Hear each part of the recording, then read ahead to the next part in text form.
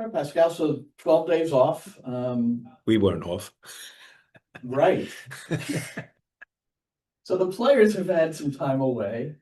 And Just 2 days. okay. Yeah. So that's interesting. So how do you decide that really? Because it's the midpoint of the season. Sometimes you might think a 3 or 4 day break would be something needed or necessary. How do you work all that out? Is this your experience that this is, a couple of days is the proper amount of time? No, for us, it's mainly about when the next game has to be played. So we finished the game at Nashville, coming out of a sequence 3 games in 6 days. So the guys were off for 2 days after Nashville, and then we started training again and preparing ourselves the best way we can to be ready for the Atlanta game. So normal schedule. All right. But with that period of time, plus not having all your players, what were some of the foundation items that you tried to maybe pull through or push through to get ready for the match? Yeah, interesting question because you know as well as I do, once a few key pieces are off to the national team, things change. But we have a roster where I believe, or we believe, that we can replace these guys. So all the focus once we finished from Nashville went into these guys and getting them prepared in order to play the game that is ahead, and making sure that the cohesion or the chemistry is starting to develop more, because a few other guys will have to play now from the beginning and not come on as a sub. Goalkeeper is a big piece, Tomas instead of Matt, and so a few others as well on the roster. But just making sure throughout the period that we had between finishing Nashville and going into the Atlanta game that the chemistry between the players that most probably will start this game is in the right place. That's interesting because you could assume certain people are going to play in certain positions based on history from this year, but were there any situations set up where there was actual competition going for the playing time coming into this one? Yeah, for sure. But that's not only going into this game, because that is the culture and the atmosphere that we've created from day one. So it's very competitive, and now there are a few pieces with the national team, so you have to be ready, and we have the team in our head that will play from the start. Onto the Zoom, we'll go with Michael. Yeah, Coach. So you had this game against Atlanta. It's coming back. You're looking back into the March game, in the 29th. You obviously let that one slip away. Must feel like a game you probably should have won. How much have you taken into account, what happened in that game, the mistakes of that game, and preparing for the game on Thursday? Yeah, I think that's a very good question, because that was one of our games where we played pretty decent for an hour. After the hour mark, we didn't sense well enough in what kind of state the team of Atlanta was. So that was a big lesson going forward in the total process of our development within our team. So that is something that we addressed going into this game. Obviously, we've played much more games since then, but it's part of the preparation going into this game, knowing that we played quite well for an hour, but not well enough in order to win this game. Jonathan?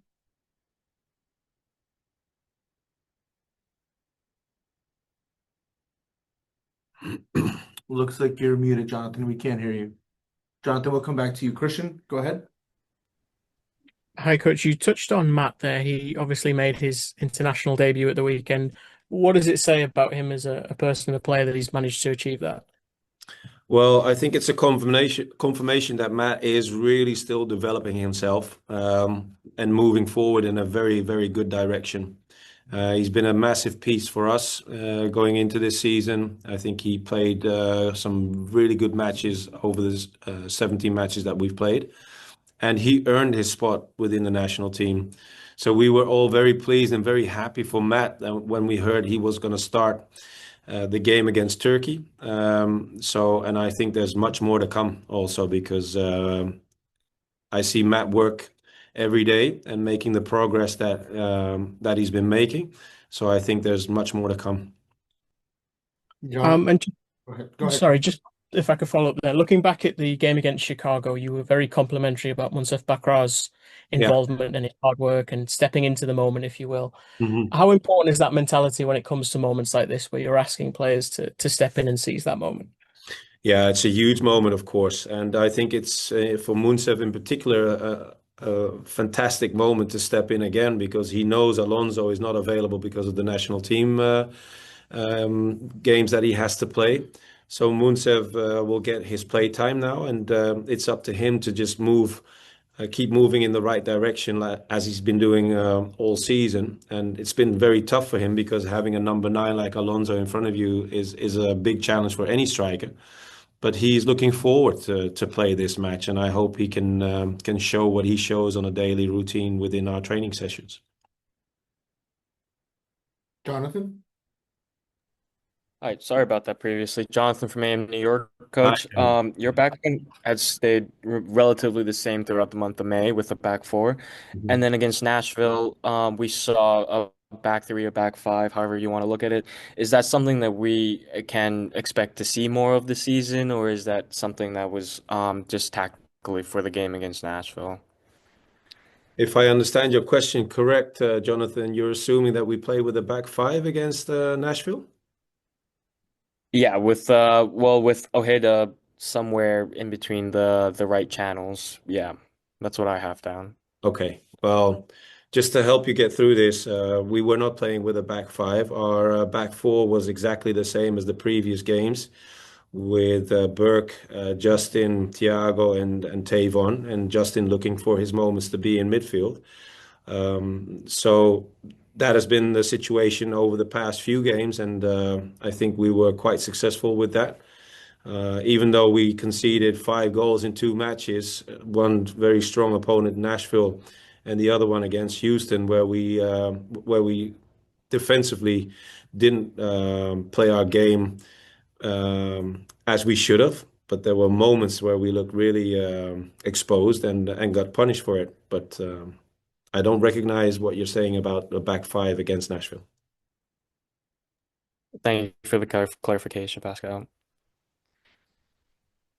Michael, go ahead. Yeah, just another couple of questions here. The first, I just wonder if you can give me an update on the health of the team. Anybody on the squad that's still missing, Kevin O'Toole, Keaton Parks, those kind of updates. And then just following up on my other question about the March game versus this game, do you see the progress? You mentioned that you played lots of games in between there. Mhm. Do you see this as a game that can be a litmus test or progress for the club, like where you've come this season? Injury-wise, was your first question. We're very happy that Kevin O'Toole will be part of the roster again. However, Keats is unfortunately not available for us going into this game. I think he'll be out for a while still, considering the problems he still has and had with his foot. So we'll have to be a little bit more patient in order to get him back on the roster. Mali is still injured, and apart from the guys that are the national team, all the other guys are available. So that's a good thing. As I mentioned to your colleague just now, the game of March against Atlanta is something that we took in consideration and also discussed going into this game on Thursday. Because like I mentioned to your colleague just now, we played pretty decent for 60 minutes, and then we didn't for the final 30 minutes, and that's when we lost the game. So since then, we've had a couple of other games, a few decent ones, a few less good. But now playing number 18 and we're halfway down the season, I finally hope that we can be more consistent in our performances than we've been so far.